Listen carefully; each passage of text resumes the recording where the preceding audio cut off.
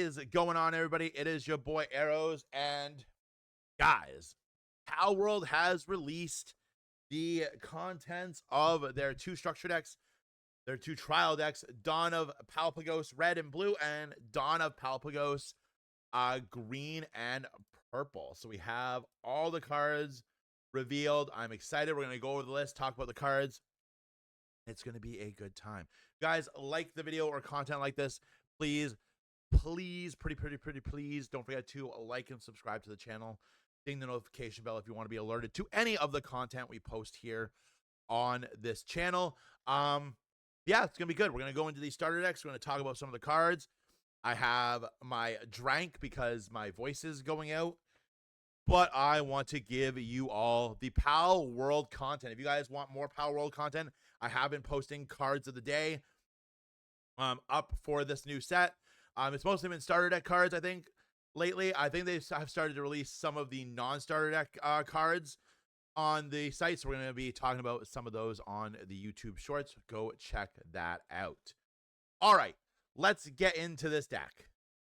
So they have 39 cards. There are some alternate arts with closer up stuff. So I'm going to tell you what I think will roughly be the numbers for this stuff, but let's get into it. So first of all, every deck comes with Soul.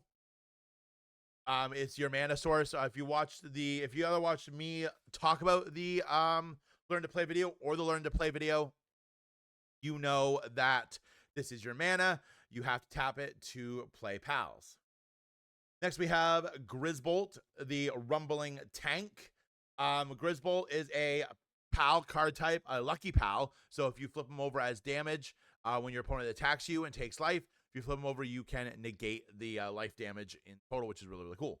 And then he has Assault. This card can attack Pals in the stand state. So normally you can only attack your opponent's Pals if they are rested or exerted, whatever. I can't remember the terminology here for this, but this lets you attack them as active, which is really cool. And he's also got Strike 4.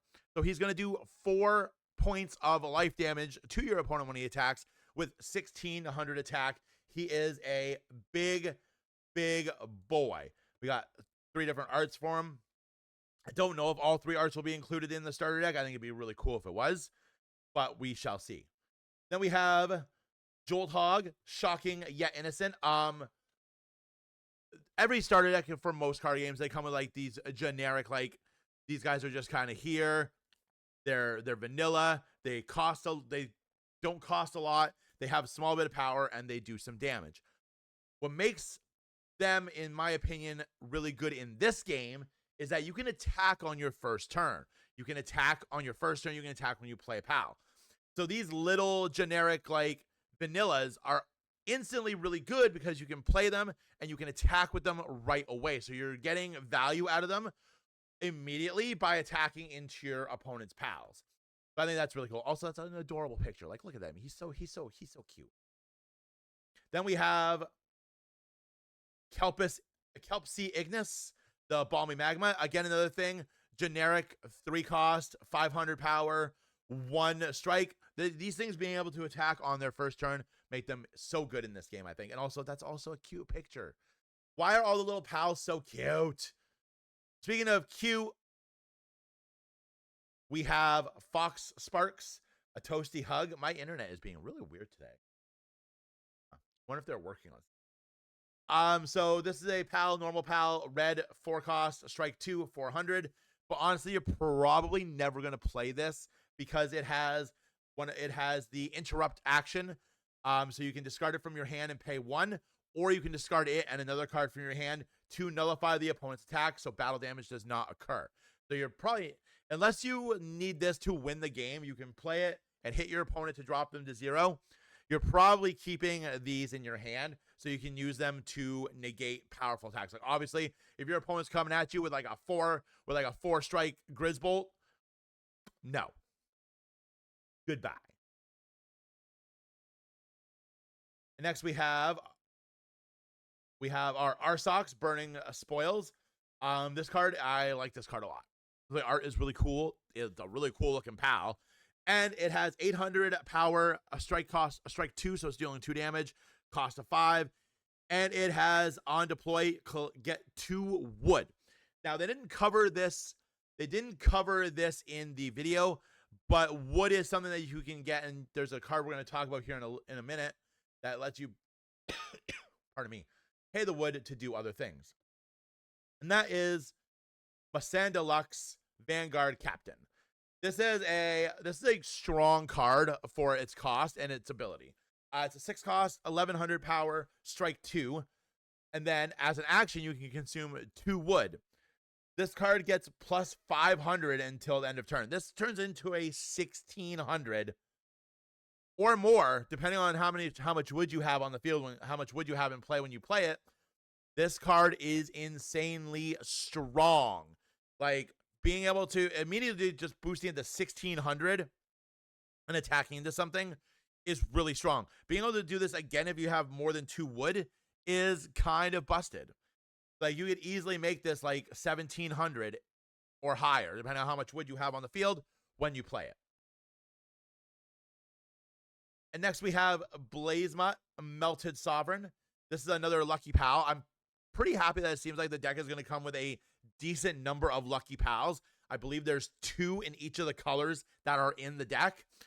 So Blazemut Molten Sovereign is a Lucky Pal. It's red. It costs 8, 1600 power, and strikes for 3. So it's going to do 3 life damage to your opponent when you attack with it. And then on deploy, it has an effect. Choose 1 pal and deal it 1,000 points of damage. This is probably going to kill whatever you use it on. So, and then you have a 1600 beefy boy on the field to help KO stuff. So you play this on your turn 8, you blow up something, you attack into something else, you've taken 2 potential threats off of your opponent's side of the field. Then we have our structures. We have 3 of them in red. We have Stone Pit, which is really cool. This works really well with Masanda Lux because you can tap it. You can, once per turn, you can assign a pal, so tapping it assigns it to this structure. And then you get 3 wood and draw 1 card. So this is really cool. It replaces itself by letting you draw a card. And this is where like these like little pals really come in handy in the late game too, because you can tap your Jolt Hog to get 3 wood and draw a card, and then attack with your stronger pals as well. I think this is, I like the idea of the structures. I think, like I said in the video we did covering the tutorial video, I like it when a card game does something that makes it unique from other card games. Riftbound is my best example for this, because in Riftbound, your game is centered around those battlefields that you have to take and hold, which is very unique and very different from other card games. And now pals have these structures that, yeah, at first glance they think they're just stadiums, they're just field spells from other things, but there's so much interaction that goes into them and your pals that give you these effects. I think that is really, really neat. Speaking of which, we are talking about the weapons workbench. It's a red structure. It has 1100. Oh yeah, the other one had 600. So you can attack into your opponent's structures. They do have HP, which is cool. I guess power. It's power. And then you can, on this one, you can assign a pal and consume a wood. Choose 1 pal, deal it 800 damage, which is going to take out some of those smaller fodder threats. Choose all of your pals, and they get strike +1 until the end of turn. So you're going to be doing, if you have a pal that's doing 2 life damage with their strike, they're now doing 3. This is a really strong game-ending card. This card can end the game. If you have a decent field, like maybe like 3 pals of varying strike powers, you can just end the game with this card, which is. Then we have our gear for the turn. Single shot rifle. Choose it to 1 pal and deal it 1500 points of damage, and then you can rest it to choose a pal and give it +200. This is insanely good. On to play, it's a 4 cost. When you play it, you immediately wipe something off the board unless it's like one of like the cover cards of the starter decks, because it feels like they have more power than the other ones. And then you can just tap it and give something +200 power. This is an insanely good card. And then we have Ignis Breath rounding out the red portion of this deck. It is a quick effect, so you can use it on your opponent's turn. Choose 1 pal, deal it 500 points of damage. That might not seem like a ton of damage, but it's really good in the early game if your opponent's like going wide on you with a bunch of like little pals like Jolt Hog, Kadava, I almost forgot their names, Lambell, and so on and so forth. Getting into the blue aspect of the deck, we have Alpha Dran Aqua. Now, if you guys do follow me on the shorts, you know that I talked about this. This was the first card I talked about when I was doing my Palworld card of the day. Because it's really good. Because it's really, really, really good. So it's a 6-cost blue PAL, 900 power, strike 2. It is a dragon and a water. I don't know if I feel like those will probably come into play in later sets. You know, they're the typings for them, the elements I mean for them. But this card is really, really good. We've shown some Lucky Pals. We've talked about what Lucky Pals do. But what happens if you draw a hand and you have like 2 Lucky Pals that you can't play yet? Well, you play Alpha Dran Aqua. When you play it, you get to draw 2 cards and choose 1 card from your hand and put it on top of your deck. Not the cards you drew, any of the cards in your hand. So you can draw 2 cards and put a Lucky Pal on top of the deck, which I think is really, really good. If they don't give you the max number in the starter deck, then I highly suggest getting the max number of this card because it is so good. Next, we have an ice type Jolt Hog Christ, the stoic yet innocent. This is again just another generic 2-drop, but again, these are so good in this game because you can attack with them off the bat, so you're immediately getting a value out of them. So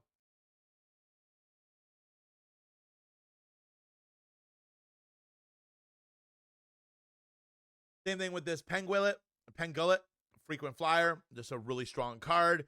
You're getting a good mileage out of it early because you can play it and immediately attack with it. Next, as our 4-cost, we have Hangyu Christ,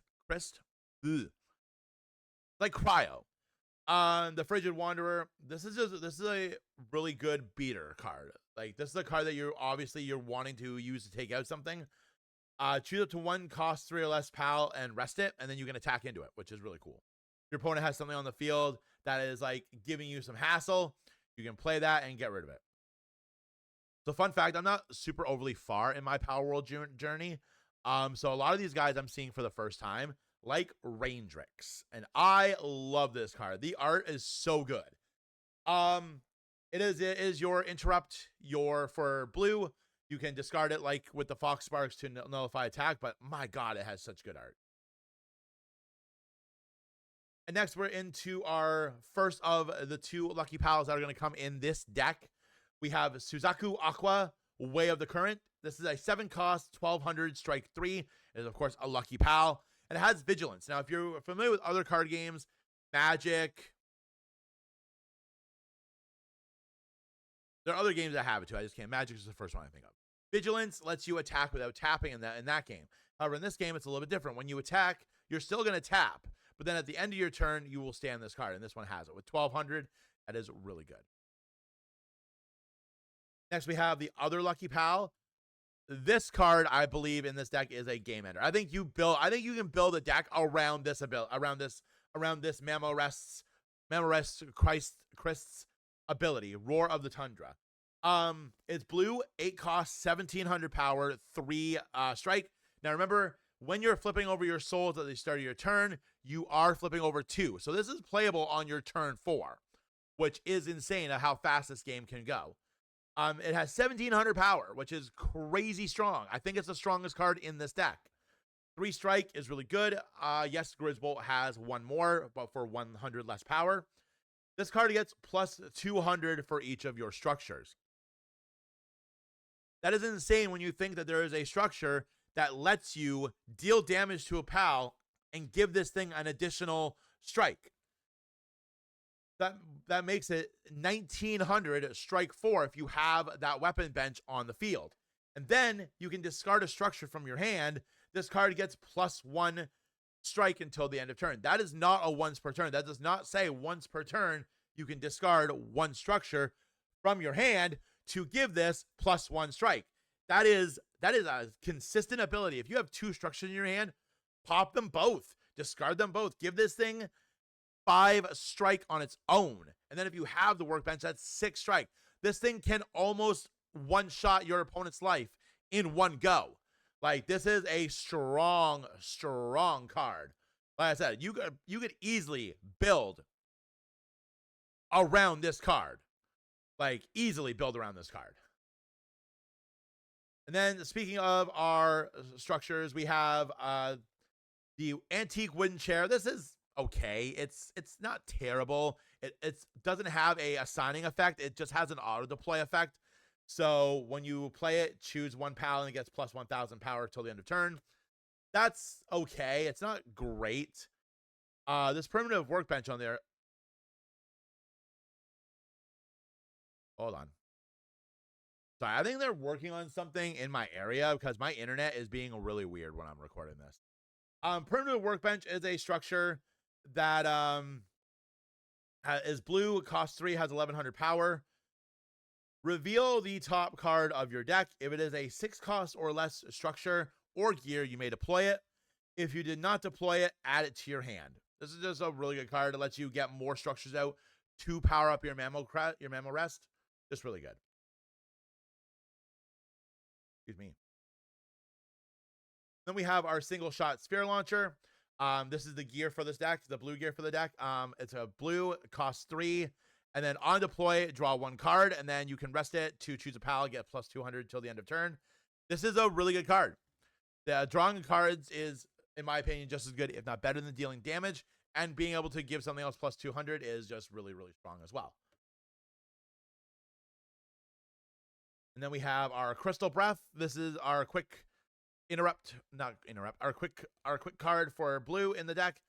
Choose 1 pal, it gets -3 strike until the end of turn. This card does not stand during your opponent's next stand phase. This is really strong for getting like something off the field. If your opponent's attacking into you with like a mammal rest, where there's 3 and it hasn't given it any boost in, you're minusing it by 3 and it will not stand on your opponent's next turn, so it gives you more time to get rid of it. And then we have some colorless parts of the deck. We have Land Ball, my first pal. 2 cost, colorless, 200, and 1 strike. Again, these cards are really good in this game because you can play them and attack with them immediately. And this card is actually really cool too because it has a continuous effect that says it cannot be attacked by pals with 4 or greater cost. So your big guys can't hurt this. You constantly have an attacker that is going in and dealing damage. Not bad at all. And then we have Ribunny, Little Princess, another colorless, 200, another 2 cost. When this card is put into the graveyard, get 1 wood, so it powers up your Masanda as well. So there we go, guys. This is part 1 of the starter deck coverage, where we talked about blue and red. To come back later on in the week, where we will post and talk about purple and green. I'm really excited. Of course, don't forget to check out the YouTube shorts. We are constantly posting cards of the day there for Palworld. I'm really excited for this game to come out. It looks really fun. The art looks really good. I'm really glad that it doesn't seem like they took the stock art from the game and put it into the cards. I like that all the cards look really, really, really, really good.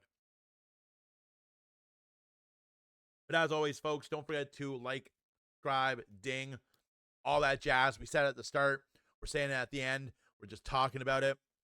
We're at 104 subs on YouTube, which is insanely wild to me. But yeah, I'm really excited for Palworld. So get ready because there's going to be Palworld content coming to the channel when the game launches in July. At the end of July, July 30th, we've ordered our 2 starter decks. I might order a box too, have a look, see, and see what we can do with it. But until the next one, my friends, stay safe out there. Go play some card games because they are fantastic. And I will see you when I see you. Bye.